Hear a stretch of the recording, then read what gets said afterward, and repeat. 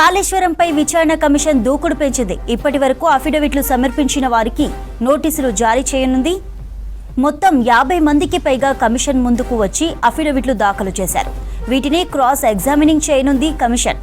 గత ప్రభుత్వంలో ప్రాజెక్టు మేమే నిర్మించామన్న ఆఫీసర్స్ ను విచారణకు పిలిచే యోచనలో ఉంది.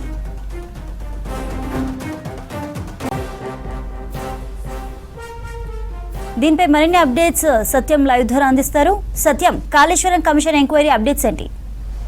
కాళేశ్వరం విచారణ కమిషన్ మరింత దూకుడు పెంచింది. ఇప్పటివరకు గత ప్రభుత్వంలో సీఎస్గా పనిచేసిన మాజీ సీఎస్ ఈ విచారణ కమిషన్ ముందు హాజరు కాలేదు. కనీసం అఫిడవిట్ కూడా దాఖలు చేయనట్టుగా తెలుస్తుంది. అయితే విచారణలో గతంలో చాలామంది కాళేశ్వరం ప్రాజెక్టులో కీలకంగా పనిచేసిన చీఫ్ ఇంజనీర్లు, ఎస్సీలు, అదేవిధంగా డిఈలు, ఈఎన్సీలు కూడా విచారణకు హాజరయ్యారు. వారంతా కూడా అఫిడవిట్ దాఖలు చేశారు. ఇప్పటి వరకు విచారణ కమిషన్ ముందు దాదాపు 50 అఫిడవిట్లు ఉన్నట్టుగా కమిషన్ ముందు తెలుస్తుంది. ఇక వీరందరినీ కూడా మరోసారి నోటీసులు జారీ చేసి వారిని క్రాస్ ఎగ్జామిన్ చేసే అవకాశం ఉంది. ఇక చివరగా గత ప్రభుత్వంలో చాలా కీలకంగా పనిచేసిన అధికారులకు సంబంధించిన విచారణ పూర్తయింది కాబట్టి ఇక భవిష్యత్తులో కమిషన్ మరింత గత ప్రభుత్వంలో చాలా కీలకంగా పనిచేశాం, ఈ ప్రాజెక్టు మొత్తం తామే నిర్మించాం, పూర్తిగా క్రెడిట్ అంతా తమ ఖాతాలో ఉందనే గతంలో చెప్పిన ప్రచారం చేసుకున్న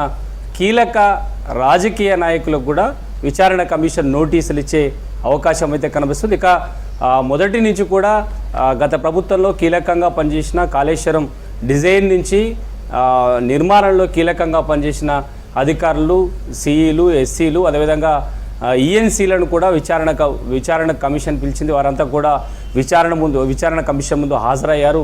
తర్వాత అఫిడవిట్లు విచారణ కమిషన్కి ఇచ్చారు. ఇక మాజీ ఐఏఎస్లో ఇప్పటివరకు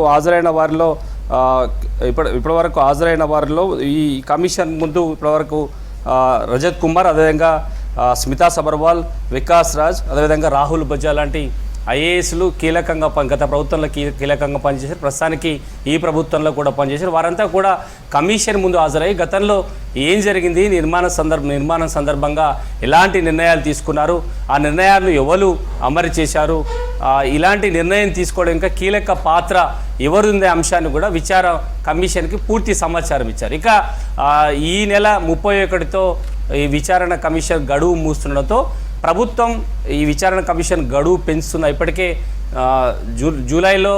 జూన్లో మూసిన విచారణ కమిషన్ని మరో 2 నెలలు గడువు పెంచడంతో ఈ నెల 31తో ఈ విచారణ కమిషన్ గడువు ముగుస్తుంది. అయితే రాష్ట్ర ప్రభుత్వం విచారణ కమిషన్ పదవీ కాలాన్ని పెంచుతుందా, లేక ఈ నెల 31తో విచారణ కమిషన్ గడువు విచారణ ముగిస్తే తుది రిపోర్ట్ ఇచ్చే వరకు విచారణ కమిషన్ గడువు పెంచే అవకాశం ఉన్నట్టుగా కూడా అయితే తెలుస్తుంది. అయితే గత ప్రభుత్వంలో కీలకంగా పనిచేసిన ఒక పార్టీకి అంటే రాజకీయ నేతలు ఎవరెవరు ఉన్నారు అనే అంశాన్ని ఇప్పటికే విచారణ కమిషన్ పూర్తి లెక్కలు తీసుకోవడం. ఎందుకంటే గత ప్రభుత్వంలో అధికారులు ఇచ్చిన పూర్తి సమాచారానికి సంబంధించి ఫైనల్గా ఆయా శాఖలకు సంబంధించిన అధికారులు ఇప్పుడే విచారణ కమిషన్ ముందు హాజరయ్యారు. ఇక నెక్స్ట్ ఏం చేయబోతుంది అనేది మాత్రం చాలా ఉత్కంఠ నెలకొంది. ఎందుకంటే రాజకీయ పార్టీలు గత ప్రభుత్వంలో కీలక పదవుల్లో పనిచేసిన నాయకులకు కూడా విచారణ కమిషన్ పిలిచే అవకాశం ఉందని మాత్రం ప్రస్తుతానికి చర్చ సాగుతుంది. వారిని విచారణ కమిషన్ ముందు పిలిచే అవకాశం ఉంది. గతంలో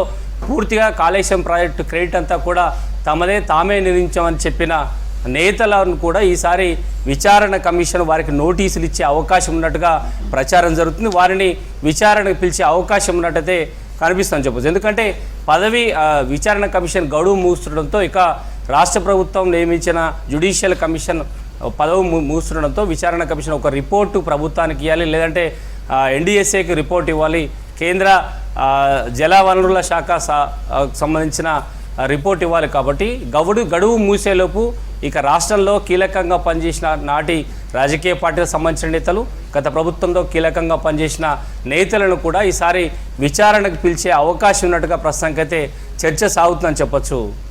రైట్, థ్యాంక్ యూ సత్యం.